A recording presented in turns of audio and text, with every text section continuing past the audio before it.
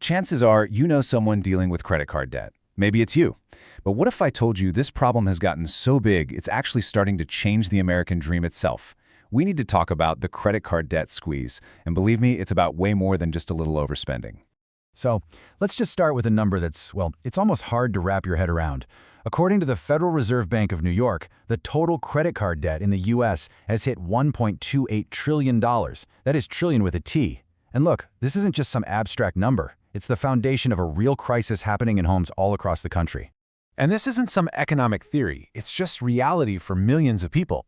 As The Independent points out here, the cost of literally everything, from groceries to rent, is going up. And so credit cards are becoming less of a convenience and more of a survival tool. But that lifeline, well, it can turn into an anchor, and fast. So that really leads us to the heart of it, right? Who is actually carrying this massive weight of debt? And maybe more importantly, what are they even buying? Because the story we've all been told about fancy vacations and shopping sprees, it doesn't really line up with the facts we're about to dig into. Okay, first up, let's break this down by generation. Because the story of who owes what is shifting right under our feet right now. Okay, now this is where things get really interesting. This data from Experian, it pretty much shatters some common myths. Just take a look at these bars. You've got Gen Z just starting out with an average around $3,500. Millennials are climbing up towards $7,000. But then, look at Gen X. They are in a completely different ballpark. They're carrying the highest average balance by a mile. It's not even close. And this right here, this is a huge, historic shift in our economy. For decades, it was the older generations that held the most debt. But now, that's completely flipped on its head. Younger generations aren't just taking on debt. They're piling it on at a rate we've never seen before. It's like the financial torch has been passed, and it's burning way hotter than ever.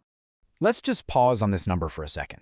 $9,600. That's the average for Gen X, folks in their mid-40s to 60s. There's a reason Experian calls them a league of their own. I mean, think about it. They're often caught right in the middle, raising kids, maybe caring for aging parents, all while trying to hit their peak earning years. It's just a perfect storm for debt.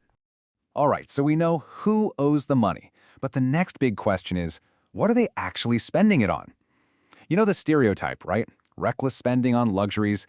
Well, the truth is far more ordinary. Wow, okay, just look at this chart from Academy Bank. It completely flips the script. That biggest slice of the pie, 28%, it's not for designer clothes or fancy dinners, it's for day-to-day expenses.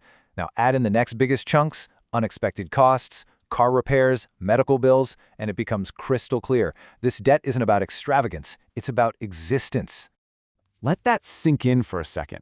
Nearly 3/4, 73% of all credit card debt is for the absolute essentials. We're talking about putting food on the table, fixing the car you need to get to your job, or getting hit with a medical emergency you didn't see coming.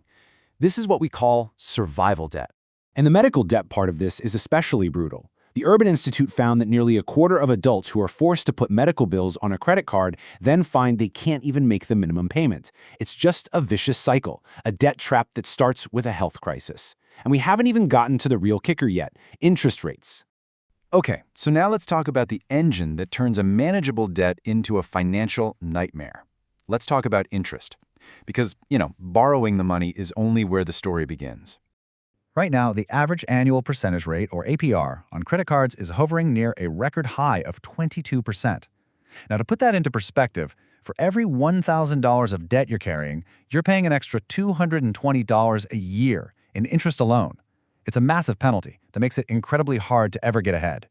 And here's where the real danger kicks in. It's a concept called compounding interest. As CBS News explains it, it's basically interest on your interest. So your debt doesn't just grow, it multiplies.